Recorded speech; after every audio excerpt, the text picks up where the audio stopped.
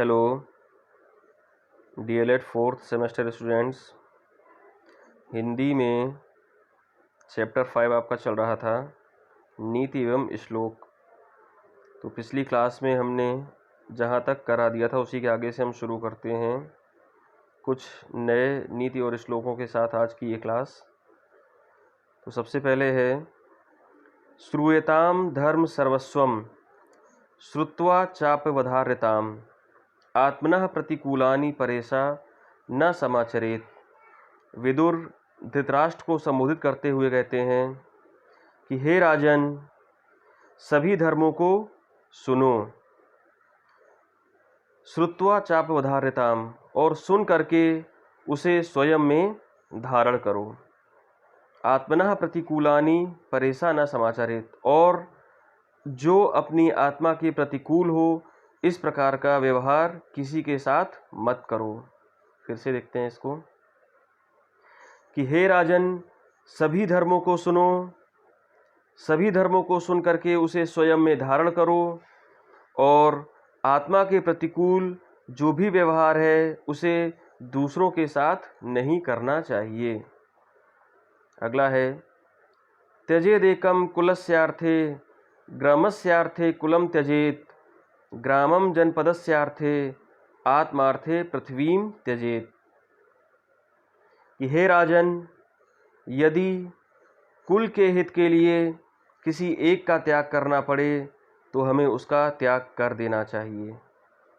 ग्रामस्यार्थे coulomb त्यजेत, और यदि ग्राम के हित के लिए कुल का त्याग करना पड़े तो हमें अपने कुल का त्याग कर देना चाहिए।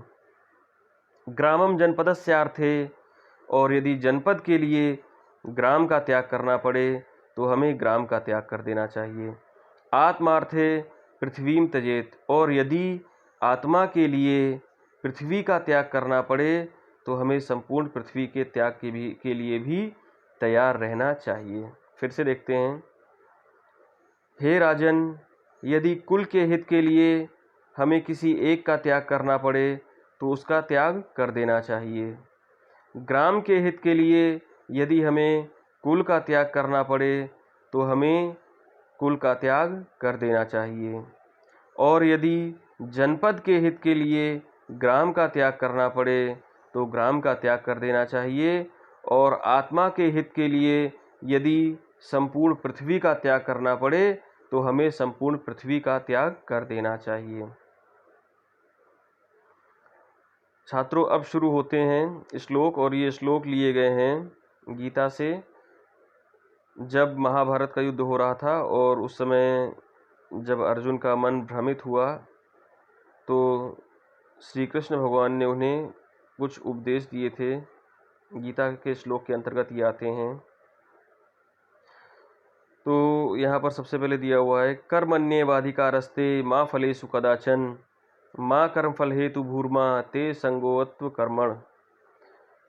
श्री कृष्ण अर्जुन को संबोधित करते हुए कहते हैं कि हे अर्जुन, तू कर्म कर, फल की इच्छा मत कर।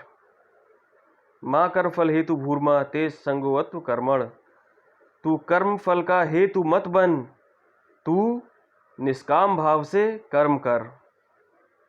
फिर से देखते हैं कि हे अर्जुन, कर्म कर, फल की इच्छा मत कर। कर्म फल के हेतु तू मत बन, तू निष्काम भाव से कर्म कर।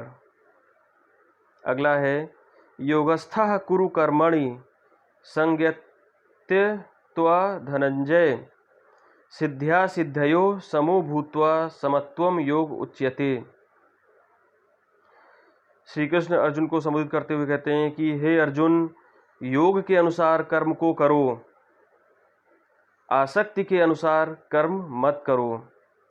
सिद्धि और असिद्धि दोनों में समान भाव के साथ सदैव योग को उच्च स्थान देते हुए अपने कर्मों को करते रहो। फिर से देखते हैं कि हे अर्जुन, योग के अनुसार कर्म करो, आसक्ति के अनुसार नहीं। सिद्धि और असिद्धि दोनों में समान भाव के साथ सदैव योग को महत्व देते हुए कर्म को करते रहो। अगला है नियत कुरु कर्म एवं त्वं कर्म ज्यायो हा कर्मणः शरीर मात्रापि च ते न प्रसिद्धेद कर्मणः। हे अर्जुन, नियत के अनुसार कर्म को करो। हे अर्जुन, जो नियत में निर्धारित है ऐसे कर्मों को करो। कर्मम ज्यायो हा कर्मणः त्वम कर्मम ज्यायो हा कर्मणः, जो तुम्हारे द्वारा कर्म ज्याए हुए हैं या उत्पन्न किए हुए हैं ऐसे कर्म को करने से बचो। शरीर मात्रापि च ते न प्रसिद्धेत कर्मणः, इस प्रकार के कर्मों को करने से शरीर मात्र को भी प्रसिद्धि प्राप्त नहीं होती है। फिर से देखते हैं कि हे अर्जुन, नियति के द्वारा निर्धारित कर्मों को करो, स्वयं के द्वारा उत्पन्न किए हुए कर्म को करने से बचो। ऐसे कर्म करने से शरीर मात्र को भी प्रसिद्धि प्राप्त नहीं होती है, यानी कि स्वयं के द्वारा जो कर्म किए हुए उत्पन्न किए हुए जो कर्म है ऐसे कर्म को करने से शरीर मात्र को भी प्रसिद्धि प्राप्त नहीं होती है, बल्कि नियति के द्वारा निर्धारित कर्मों को करना चाहिए। इसके बाद अगला है न तत्र सूर्यो भाति न चंद्र तारकम नेमा विदुतो भाति कुतो अयसग्निः तमेव भांत मनुभाति सर्वम तस्य भाषा सर्वनिंद विभाति।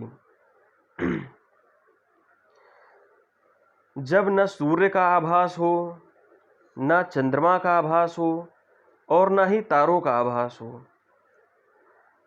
नेमा विद्युतो भांति कुतो अयसग्नि, ना ही विद्युत का आभास हो और ना ही अग्नि का आभास हो, तमेव भांत मनुभाति सर्वम, अपने मन का सदैव आभास होता रहे, तस्य भाषा सर्वनिंद भवति, ऐसी भाषा या ऐसा आभास होना सभी के द्वारा निंदनीय होता है।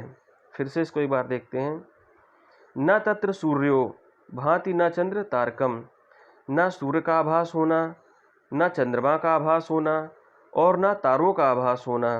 नेमा विद्युतो भांति कुतो अयसग्नि, ना ही विद्युत का आभास होना और ना ही अग्नि का आभास होना। तमेव भांत मनु भाति सर्वम, स्वयं के द्वारा या अपने ही मन का सदैव आभास होते रहना और ऐसा लगना कि यही सब कुछ है। तस्य भाषा सर्वनिंद विभाति, ऐसा आभास होना सर्वथा निंदनीय है। तो छात्रों, ये क्लास आज आपकी यहीं पर समाप्त करते हैं और अगली क्लास में मिलते हैं। धन्यवाद।